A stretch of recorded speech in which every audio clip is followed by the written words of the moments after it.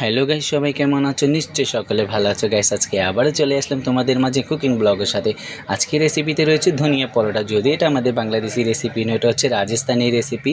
এই রেসিপিটা তৈরি করতে বিশেষ করে বাজরের আটা লাগে, কারণ আমাদের বাংলাদেশে তো বাজরের আটা পাওয়া যায় না।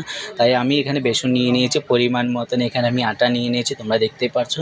এখানে আমি অ্যাড করে নিব ধনিয়া পাতা, পেঁয়াজ কুটি, তারপর আদা কুটি, এখানে কাঁচামরিচ কুটি নিয়ে নেব, তারপর অল্প করে ধনিয়া, হলুদ, তারপর মরিচের গুঁড়া দিয়ে আমি এখন একটা গোলা বানিয়ে নিব। তোমরা দেখতে পাচ্ছ স্বাভাবিক আর নর্মাল রুটি যেভাবে আটা কাই করে ওভাবে। এখানে তেমন কোনো আহামরি কিছু করতে হবে না। এটা নর্মাল একটা যেভাবে বাসায় রুটি বানানো হয় ঠিক সিম্পল ওই রকমই বানাইতে হয়। এত কষ্ট নাই, খুব একটা ইজিলি রেসিপি এটা। তোমরা দেখতেই পারছো আমি এখানে শুধু একটা লই নিয়েছি, আর যতটুকু আমার প্রয়োজন হয়।